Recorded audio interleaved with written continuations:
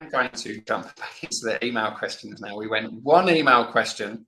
Actually, we've covered two of the email questions, to be fair, but I'm going to get into another one now around cholesterol and saturated fats, because it's an area that causes a lot of confusion and concern for people. The question is roughly, are you sure I can have all this coconut oil and saturated fats because I'm worried about my cholesterol levels? Look, I could do a whole hour just on this, but we'll keep it fairly high level for now, and I'll make sure I put lots of links below the video. Cholesterol has been misunderstood and misrepresented for a really long time. In the hunt for why are loads of Americans dying of heart disease, research that was sort of picked by the US Surgeon General at the time and run with. It was called the 7 Countries Study by a guy called Ansel Keys. And yeah, we could dig into that for a really long time. But ultimately, the data that was cherry picked showed that fat was a problem. However, there were like 50 something countries that were included in this study, and all the data was excluded from countries where they ate almost no fat and there was loads of heart disease, and countries where they ate loads of fat and there was no heart disease. Oh, sorry. Yeah. So low fat, lots of heart disease, high fat, no heart disease. So all of that data was excluded, and little segments within certain areas of certain countries was cherry picked. So basically, directly at and not all at the growth and prominence of processed foods and the consumption of lots of sugar. When you actually look at the correlation, and again, correlation doesn't mean causation, but when you look at the correlation between the intake of sugar in the US and the intake of heart disease in the US, they're practically overlapping lines. So cholesterol is a substance that's throughout our body that is super important for loads and loads of processes. We need cholesterol. We will die without cholesterol. It's an essential nutrient. Fats as a whole, essential fatty acids. When a nutrient has got the name essential, that doesn't just mean, oh yeah, it's important, we better listen to that when it's essential. It means that your body cannot manufacture it itself, but your body needs it. So essential fatty acids, omega-3s, your body needs them. It has to have them.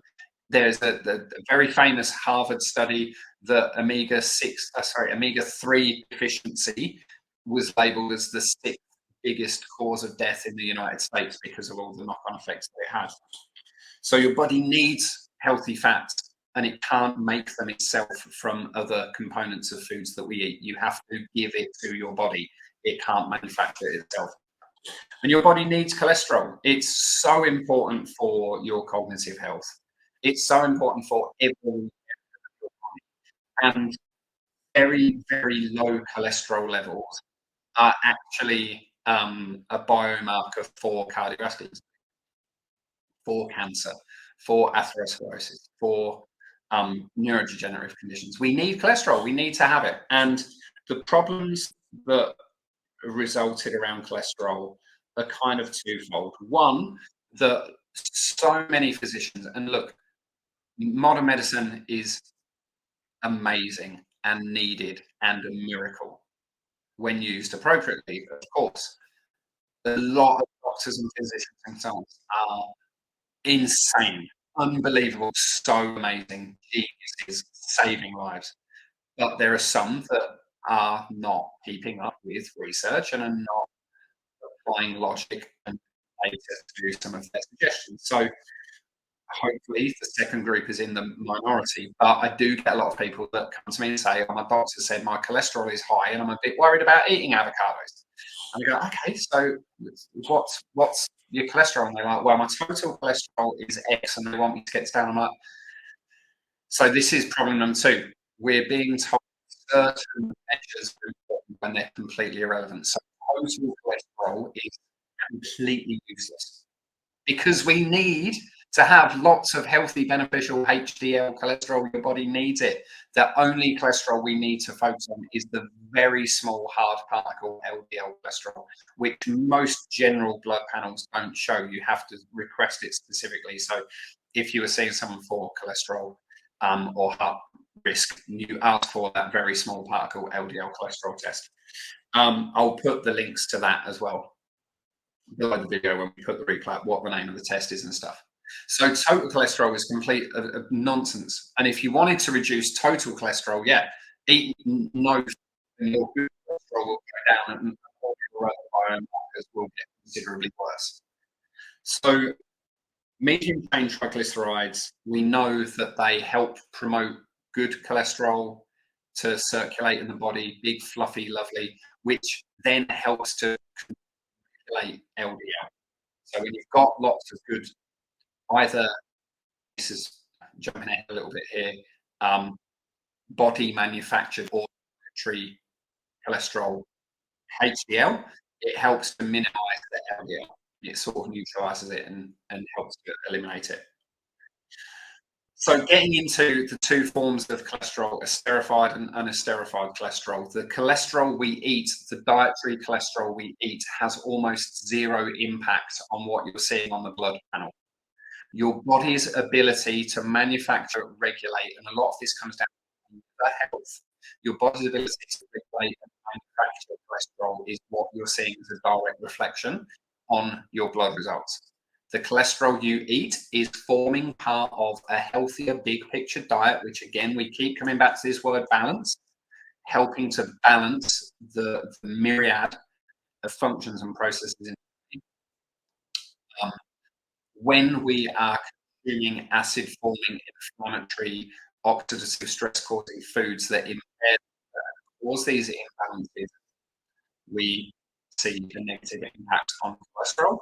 When we consume healthy, nutrient dense, anti inflammatory, antioxidant rich foods, such as those that contain good, healthy fats and good sources of dietary cholesterol, we see our cholesterol markers improving. Don't fear healthy fats. I really wish good fats and bad fats had like different names. I wish like good fats were called fats and bad fats were called something else, because they are completely different. It's like good salts and bad salts. I wish they had different names as well. Bad fats are acid forming, pro-inflammatory and oxidative stress causing. They are also just unhealthy foods. They're fats, but they are foods that cause the conditions within which your body cannot regulate optimal cholesterol levels properly. They cause imbalance. They cause stress. They cause your liver to not function at its fullest potential. And if your liver is out of balance, your cholesterol will be out of balance. You have to, if you've got any concerns over cholesterol, you need to love your liver and do everything you can to improve health. But please don't fear these healthy fats. They've been proven to increase metabolism, fight inflammation, protect our heart, protect our brain. They're carcinogenic. They are so important. Please don't eliminate healthy fats. Eliminate sugar, eliminate gluten, eliminate unhealthy fats. Make sure that omega-3 ratio is higher than the 6 and the 9. This is from an inflammatory point of view. When your 6 and 9 are really high and your 3 is low, it's a big spot of inflammation in the body. And we know chronic inflammation is at the root of heart disease, all forms of cardiovascular disease. It's people are barking at the wrong tree going after healthy fats, and they are not only eliminating something that's not having a negative impact, they're eliminating something that has a hugely beneficial impact. So please try to stay consuming those good fats, and we should need to get 3 grams of omega-3 a day and about a dessert spoon, tablespoon of medium chain triglycerides, whether you're getting that from coconut oil or NCT oil, which basically just stands for medium chain triglyceride oil, which is effectively just caprylic acid. The reason why that has become a thing is because of the biohacking, bulletproof, brain optimizing niche. The caprylic acid is a really good, readily available source of energy for the brain, and it's ketones. So they want just the caprylic acid out of coconut oil, so extracted that and turn that into a product. If you can't tolerate coconuts, caprylic acid is the way to go to get your medium dry glycerides.